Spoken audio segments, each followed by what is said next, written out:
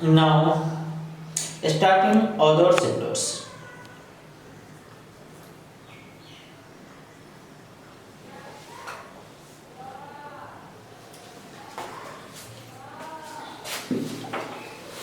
Solution of trigonometric equation.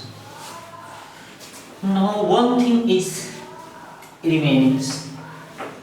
How can change the place, change the value? How can find the value? Every students remaining then value 0 to 90 degree. What is the value of sin 30, sin 60, sin 90, cos 60, cos 30, cos 45, cos 90? Same things. First of all, recaps one times, then utilize other things. Every students से भन्दा पहिला हामीहरुले discussion गरौँ कि value कसरी निकाल्ने। जुन तिमीहरुलाई previous क्लासमा पनि भनेको थिए अनि अहिले फेरि मैले रिभिजन गरिरहेछु। सबैभन्दा पहिला हामीले 0 to 4 सम्म लेख्यौं। 0 1 2 3 4। सबैभन्दा ठूलो यसमा कति हेर्यो त 4 हेर्यो। त्यसैले सबैलाई डिभिजन गर्ने। सबैलाई के गर्ने? डिभिजन गर्ने। त्यसपछि सबैको स्क्वायर रुट निकाल्ने। सबैको स्क्वायर रुट हाल्दिए यसको भ्यालु त हामी भन्न सक्छौं 0/4 it means 0. What is the square root of 0? It means 0. 1/4 it means 1/2. 2 1 are 2, 2 2 are 4.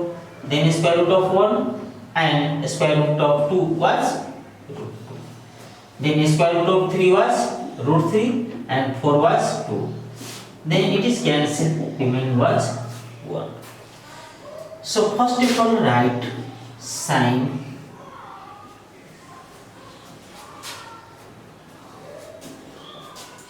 0 degree, 30 degree, 45 degree, 60 degree and 90 degree. यो हाम्रो भ्यालु के का हो? sin हो। sin को रिभर्स गर्दाखेरि cos हुन्छ। sin को रिभर्स गर्दाखेरि cos। ठ्याक्क यो लास्टबाट लेख्नुस्। कति भयो? 1 √3/2 1/2। यो आयो 1/2। यो 0। अब sin by cos equal to के बन्छ त? tan। sin by cos equal to tan बन्छ। 0 मा 1 ले डिवाइड गर्दाखेरि कति हुन्छ? 0। 2 2 क्यान्सल भयो भने 1/√3। 1/, टोटल क्यान्सल भयो भने 2 2 क्यान्सल भयो भने समथिङ बाइ 0 इन्फिनिटी हुन्छ। समथिङ बाइ 0 मेन यति कुरा बुझ्नु छ। अब sin को उल्टा cosec हुन्छ, cos को उल्टा sec, tan को उल्टा cot हुन्छ। त्यो पनि हेराइदिए के हो त? sin को उल्टा के भने थिए? cosec। cos को उल्टा के हुन्छ? sec। tan को उल्टा cot। फेरि कोठा भन्ने।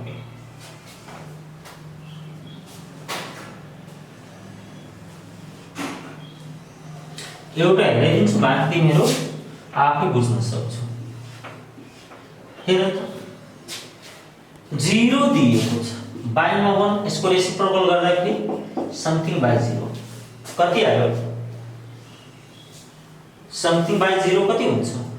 कुनै नम्बरमा 0 ले डिभिजन गर्दाखेरि इन्फिनिटी। 1/2 को रेसिप्रोकल 2, 1/√2 को रेसिप्रोकल √3/2 को रेसिप्रोकल 2/√3, 1 को रेसिप्रोकल 1। यसरी हामी रेसिप्रोकल गर्न सक्छौं। त्यसपछि आयो तिमीहरुको दिमागमा आउला कि सर यतिसम्म त हामी बुझिहाल्छौं, यो भन्दा अगाडिको भ्यालु कसरी निकाल्ने? सेम प्रोसेस छ। 90 मा 0 थप्दा कति हुन्छ? 90। 90 मा 30 थप्दा कति भयो? 120 फेरि 45 थप्यो भने 135 60 थप्यो भने 150 90 मा 90 थप्यो भने 180 यसरी हुन्छ सेम यहीबाट हामी उल्टो आउने के आउने उल्टो त कसरी गर्नु यो 1 त छँदैछ त्यो 1 टक्रायो यो कति √3/2 यो कति 1/2 यो कति 1/2 यो 0 के हेरे रिमेम्बर गर्नु पर्यो जति छ यहाँबाट ठ्याक्क यसरी उल्टो आउने यसको पनि ठ्याक्क उल्टो आउने फेरि यहाँबाट सोल्टो जानुपर्छ अब एउटा अझै हेरिदिउँ 90 मा हामीले 180 मा 0 एड गर्दा 180 30 एड गर्दा कति 210 भयो त्यसपछि 45 एड गर्दा 225 यतिसम्म राख्नु हो हेर त 0 एड गरे 0 अब कति 1/2 केमा नेगेटिभमा किन त यो ब्लक के को छ साइनको 180 मा के एड गर्दा यो कोठामा यो tan को हुन्छ यो cos को यो पोजिटिभ नेगेटिभ आएर यो -1/2 केसरी हामी जति सुकेको भ्यालु रहन्छ भने के रिमेम्बर गर्नुपर्छ यो साइडबाट यो साइड यो साइडबाट यो साइड यतिकै कुरा गर्नुपर्छ फर्स्ट राइट हो भने त्यसपछि हामीले अर्को कन्डिसनमा जान्छौँ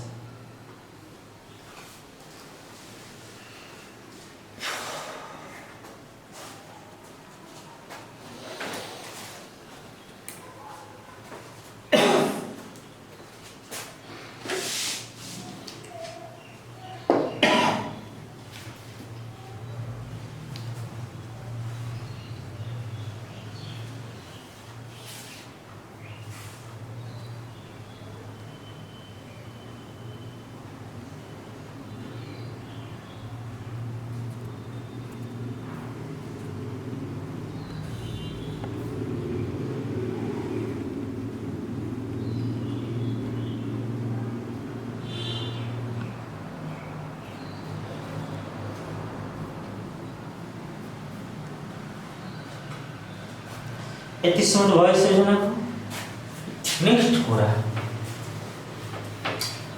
हामीले सल्युसन अफ ट्रिगोनोमेट्रिक इक्वेसन को कुरा गरेछौं के को कुरा गरेछौं सल्युसन अफ ट्रिगोनोमेट्रिक इक्वेसन जसमा तिमीले भ्यालु निकाल्नु पर्छ भ्यालु नभएपछि हुँदैन त्यसको लागि यो भ्यालु टेबल हामीले पढ्यौं रिभिजन गर्यौं जुन प्रिभियस क्लासमा नै पढिहालेको थिए अब तिमीले एउटा एक्सिस को कुरा गर्नुपर्छ तिमीहरुले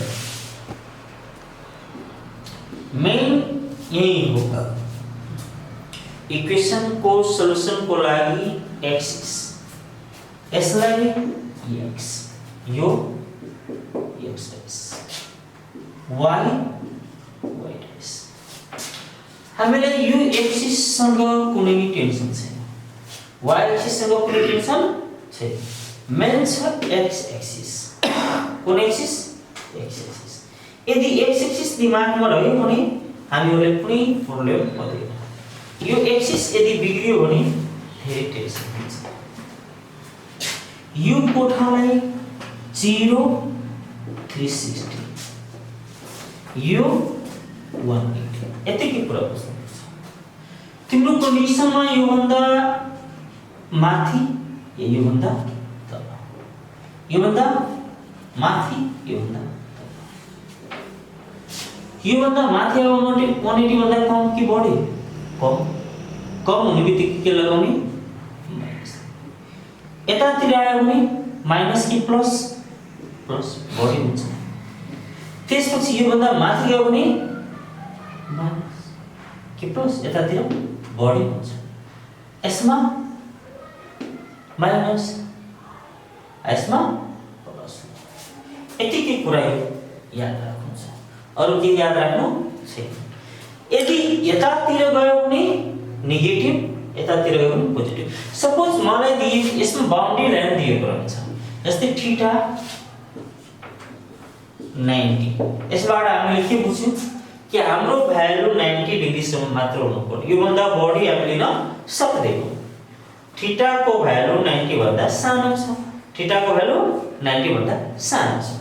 कहिलेकाहीँ 0 डिग्री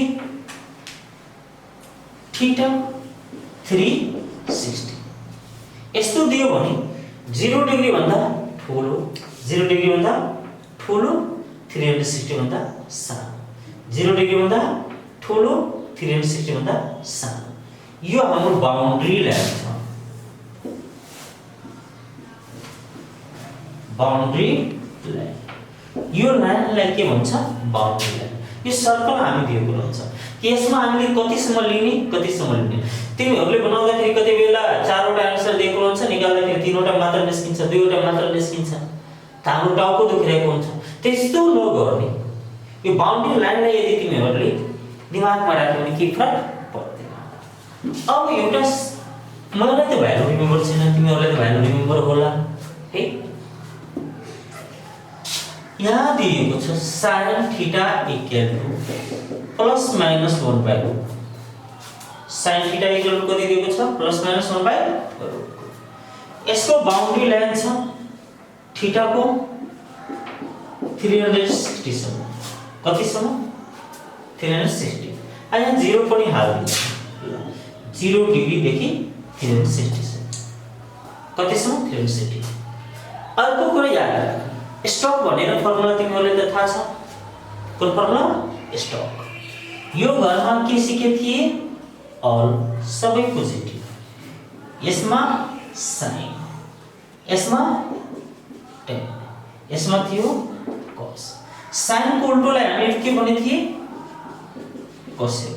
टेन को उल्टोलाई कट, कस को उल्टोलाई सेक। यति कुरा हामीले बुझ्यौँ। ओके। अब कुरा गर्छु भन्दा पहिला हामीले यो लेख्ने sin थीटा इक्वल टु 1/2। यो मैले रिमेम्बर गरेको बुझेको कुरा छ। 1/2 sin 45 को भ्यालु हुन्छ। कतिको भ्यालु हुन्छ? sin 45। तर हामीले 360 सम्म पालेको छ। त sin 45 भन्नाले यो कुन रूप? त्यहाँ लेख्नु sin theta equal to sin 45 लेख्न सक्छौं। Theta equal to 45। अब साइन पोजिटिभ कहाँ कुन घरमा हुन्छ? यो घर, यो ब्लक र यो ब्लक, यानी first quadrant, second quadrant positive. त यो क्वाड्रेन्टमा आउनको लागि यो भन्दा त माथि जानुपर्छ। माथि भन्नाले के पढाएको थिए? नेगेटिभ पढाएको थिए। के पढाएको थिए? नेगेटिभ। सेम कुरा राख्ने sin theta equal to sin हामी कुन लाइनबाट? नेगेटिभ 180 बाट। सेम कुरा राख्ने 180। कति राख्ने? 180। अर्को कुरा यो नेगेटिभ छ। कति नेगेटिभ? त यो जेको भ्यालु हुन्छ त्यही कुरा। त कतिको भ्यालु छ? 45। त -45। त थीटा इक्वल टु हाम्रो कति भ्यालु? भन 135। अर्को कुरा गर्दाखेरि sin theta equal to -1/√2। sin negative कुन घरमा हुन्छ? यो ब्लक र यो ब्लक, यो ब्लकमा आउनको लागि यो लाइन भन्दा त पोजिटिभ कति? त जति 1/2 को भ्यालु हुन्छ त्यही। त सेम कुरा लेख्ने sin theta equal to sin यो लाइन कतिको? 180 plus 45। Therefore theta equal to 225 हुन्छ। अर्को टर्म्समा हामीले तल आउँदाखेरि यो कतिको लाइन छ? 360 को। सेम कुरा, कुनै टेन्सन लिनु छैन।